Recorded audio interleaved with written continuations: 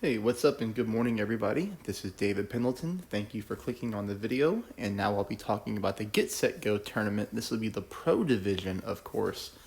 Opening round, front 9 holes. So, normally I try to get at least the front 9 out on the first day, but I just couldn't do so yesterday. With work is jam-packed right now, and very, very, very busy there. Put a lot of hours in yesterday, but I do have the front 9 done, and then of course once I start uploading this, I'm going to start playing the back 9 Pro.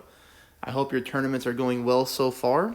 If you're not a subscriber, please become one, and please take a moment there to hit the thumbs up button and like the video, and let's go to hole number 1. Now, the thing with Pro here in the opening round front 9 is we're going to have to really get used to backing our target up, because a few of these drives have headwind, and it's always to back up your driver first rather than pulling into overpower and guessing the overpower that you need. The nice part about a lot of these drives is you don't need to have a ton of distance in order to make shot number 2 work. So that's the good part about headwind today. So here you see we're getting almost 6 miles of headwind. That really means I'm going to have to eliminate on an extra mile 9 all of my plus yardage. So, and you'll see what I mean here. I'm going to go with 4 top and 3 bars of side spin to the right, and you'll see why we only go with 4 top. But you notice here that I back up. See how it says the +1 and the +0? I've got to back all the way up, because in 6 mile per hour headwind, that's just how far you have to back up on these drivers. As you see here, I pull it back up to the +14, and then, of course, we can get all the way up to the +16 or whatever. But you'll see that this works out just fine. So just remember, back up your target plenty, and we're on the fairway. And you'll see what I mean by we don't need any more topspin. We don't need any more to drive or to push the drive any further, because shot number 2, take a look at this. This would be pretty simple setup here. We do want to play the bounce over option, I believe, in this type of wind.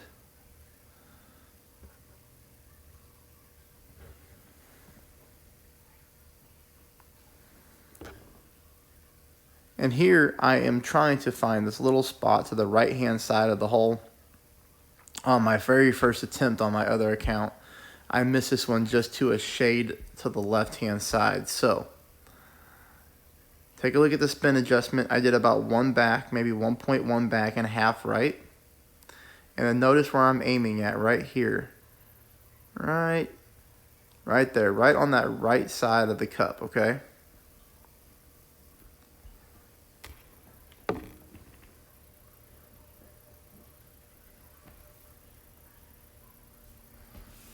We do hit a perfect ball, which of course is always key. And this time I missed to the right-hand side. So, sometimes that's how it goes. But, really, ultimately, I think we can get pretty close to dropping that one for an eagle. But hole number 1 is definitely a tougher eagle. Let's take us to hole number 2. Hole number 2, I tried this one a lot of different ways. I tried it from playing down, on the front part of the fairway and with a great right. It can take a pretty nasty bounce into the sand. So, not only did I hit a great right on one practice shot, but I also saw an opponent hit a great right on a practice shot. They also ended up in the sand. So I figured, let's not go with that one, because at the end of the day, we want to make sure that on a weird par 3 like this, people are going to hit great shots. It's just part of the game. So let's try to find a different approach, so that in case you do hit a great shot, you should still be okay, which is going to be a shot like this. We're just going to go ahead and play it higher up on the fairway here and bounce it towards the green. And the wind is pretty low for some reason on this shot. So a Quasar is going to be fine here, just because we like the side spin that we can get. And all we're trying to do is catch this little slope towards the pin and take advantage of this crosswind. We got this crosswind going from left to right. So we're going to aim over here. We're going to put our ball guidelines that look like this after we set our spin. just like that.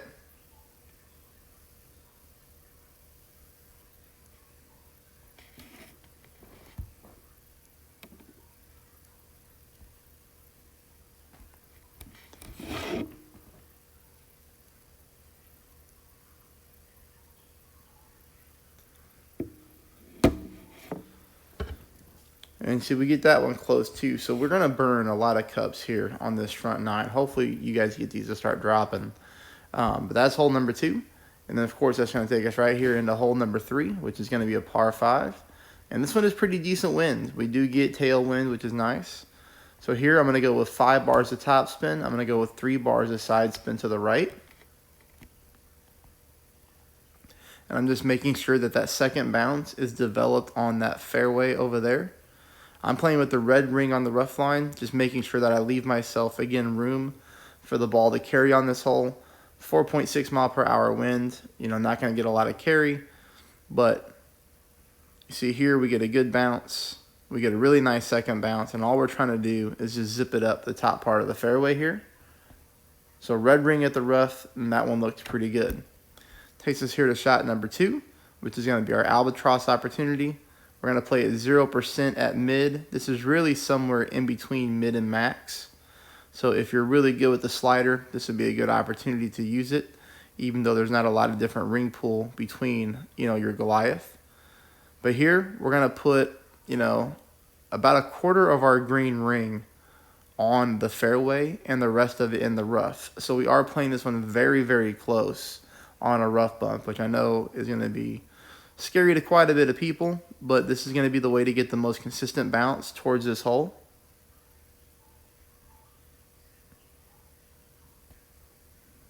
So you can see here that we hit the nice part of the rough, and there it is again. I think that's probably our 3rd zoom in so far, and we just barely miss this one to the right hand side. So make your little minor tweaks there. You probably just need to add a little bit of left side spin, and then you should be very, very good opportunity to drop that in for the Alba. Takes us to hole number 4. Hole number 4, we do finally get a drop. We're going to play with the Navigator here, and we're going to be playing with the Grizzly. This shot was sent to me by a couple members of mine. This was originally posted by Ben Kennedy, so always give credit where credit is due. Ben just missed this one barely to the right-hand side. So after watching a couple replays, you know, I took a couple shots to practice tee because I needed a drop, you know, and it's only a Navigator, so why not? That's an easy ball to get out there and practice with. And we'll take a look at this setup again. This isn't going to be the most consistent hole in one, though. It's not going to be as easy as copy and paste, right? Because I was all over the pin on this one in practice mode, and I set this one up the same way on both my accounts. 2 completely different winds, which I'm going to talk to you about right now. All right, so I just wanted you to see the shot first, and now I'm going to dive into what we're doing here to try to get this one to fall into the hole. What in the world? All right, sorry about that. Okay. So the first thing that we're going to do here, you see how I have 7.5 mile per hour wind? That's a little bit high. You might get a wind that's going to be in the 6s. And I say that because if you have a wind in the 6s, you're going to be good with 3 top. If you have heavier wind like this, you're going to need to go a little bit more top spin, and that's a little bit of the tweaking that I was doing based off the original shot. So let's get back to the spin. So here you see I'm using about 3.1, 3.2 top with half a bar of side spin to the left. We're putting our white ring just below the sand trap here, and then I'm trying to zoom in right here to show you the landing spot. You'll notice that the end of my ball guideline is essentially going through the middle of this dark green square. And I would say this is about 2 rows over from the left of where the hole is, okay? So this here is, again, 3.1, 3.2 top, half left.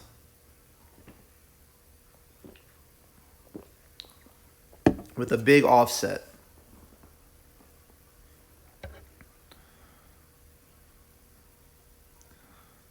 And if I sound a little tired, I apologize. I am. It is 4:52 in the morning right now. My alarm went off at 4:40. And this is the first thing I did was start to record the videos, or this video of the front 9 holes that I was playing throughout the evening yesterday. So this is the first thing I'm doing today. Okay, hole number 5, I'm going to show you a couple different things. One, I'm going to show you a shot that I was trying to get down. But here's the thing. On my first attempt at this hole, I had 6.7 mile per hour wind.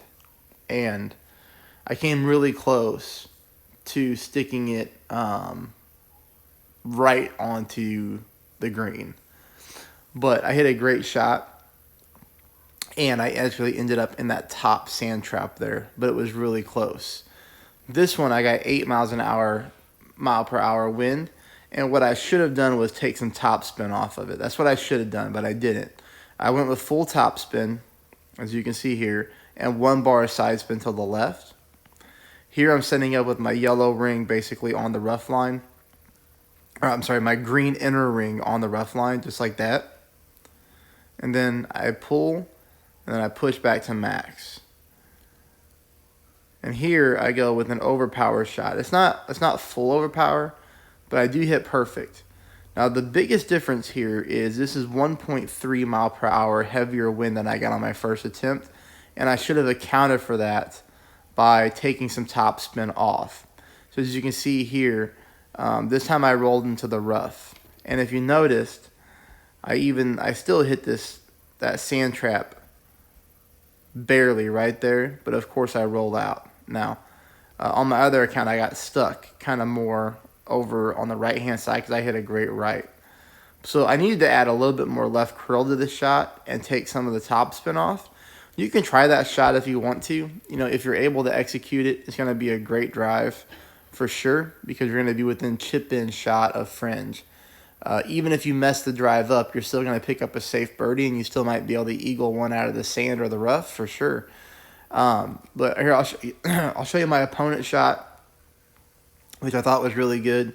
Now he's just playing with a katana here, of course, with an extra mile 9. If you don't have an extra mile 9 that has this top spin boost here, then you might want to play with a different ball, like maybe a Titan, just to get the extra power. But you can see here, he's going to go with full OP, almost the same type of curl that I had. So he did go full OP, very similar curl to what I did. Now he he goes from fairway to fairway, and then stops right here. The thing that I like about shot number 2 for the opponent is he's not using the Embringer, because I think sometimes on this hole with the Embringer, you get a really bad ball guide line. Here with this club, with all the top spin you have, you're going to get a fully developed ball guide. And we don't have to worry about pulling rings. I don't have to worry about figuring out his elevation, I should say, because he's just playing a set shot. So you kind of see where they're aiming at. And perfect ball, and it goes into the cup. So that one was hit against me. I just figured I'd show it in case you need to look at an eagle. So there it is.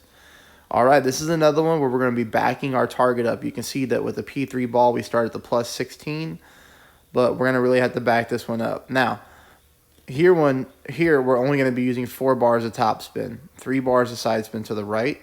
You'll have to be really careful with your top spin on this drive, and you don't want to push this drive too hard because you can catch the downward slope on this fairway and roll into the rough. I came about 1 grass blade short of rolling into the rough on my other account. And you'll see here I am using a little bit of curl too. This is half a ball of curl to the left. Hit a great left, but that's okay. This takes us to shot number 2, which we play 20% at mid. I'm playing this in 20% just because of the headwind.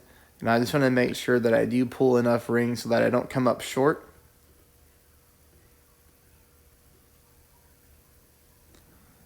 I use 3 bars of backspin.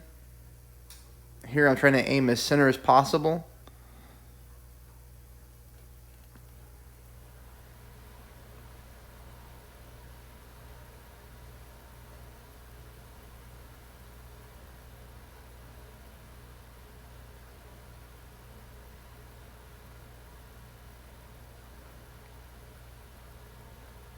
You see there, we got that perfect ball. And we get to zoom in again, and we just burn the right edge of the cup this time. So this has been a common theme so far. That's my frustration emoji kicking in, like, come on, can I get something to go in? But, you know, hopefully, you know, by me missing just barely on a lot of these holes, you're able to make very small adjustments and get these to go in. All right. This is like always has been the best case win scenario for this hole. The tailwind blowing from left to right, blowing you towards the green and the pin is best. This one we always play with max side spin to the right, and we do about 5 bars of backspin. It's really just about finding the correct landing position here. And we're going to play at 10% at mid. 5 back, 3 right. Kind of take note of where I'm aiming. Aiming below the pin and right-hand side. These dark green squares are very, very tough to read on this course, but that's where I'm aiming. You can see that there. I make my pool. Perfect ball.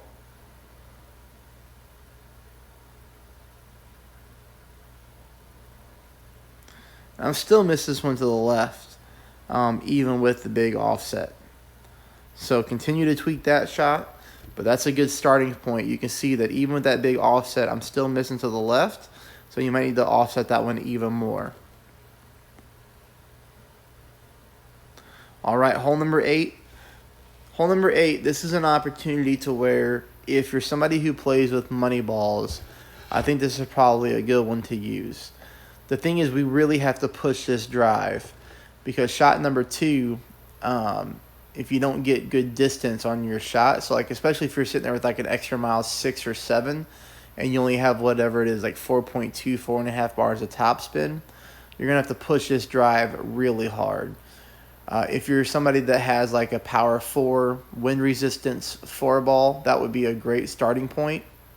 And you're going to see why because of shot number 2. But here I'm going with 5 top, 3 right.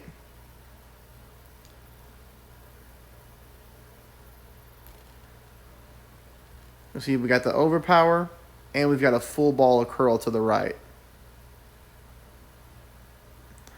The great right is no big deal. That's fine. It's better than a great left just simply because it's going to get us closer to the hole.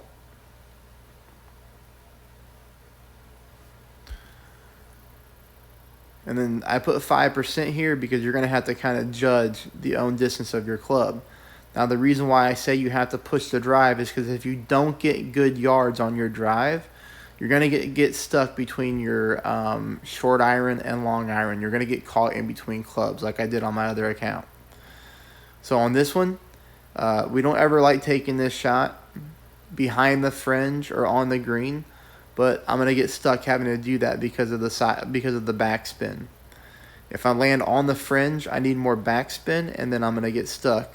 You know, I'm going to get in a situation with my thorn to where it just dies right on the green.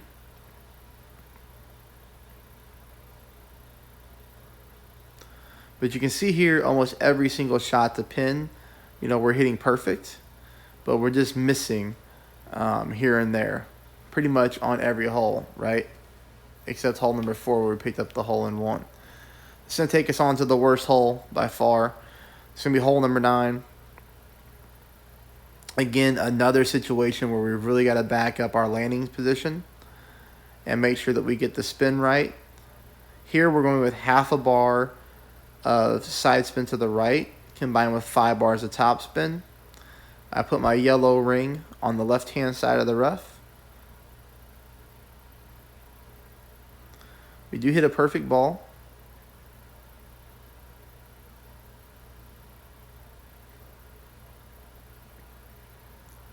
And then we get too close here for comfort. So we got to be careful with the top spin again. Maybe 4.5 bars of top spin, 3 bars of right might be a little bit of a better play. But this will take us into shot number 2. Shot number 2 hopefully is pretty consistent because I did eagle both of my accounts. And I'm not a big fan of this shot. Do not go more than, you know, probably 4.5, 5 bars of topspin. 5 bars of topspin is probably too much. You could roll too far, which did not happen to me. I do think like maybe somewhere around 4.5 bars of topspin is the most that we can use to get away with this shot. And the reason that I say that is because I saw an opponent of mine use 5 bars and go into the rough. Here you see with 4.5, I land on the fringe and I'm just fine. And that shot does require full curl to the right-hand side. Hey, I hope you found this helpful. I know that we only had 1 drop of my own on hole number 4, and you got to see the opponent's drop on hole number 5. But hopefully, by seeing some of my shots left right at pin, it's going to help you drop some of these extra ones.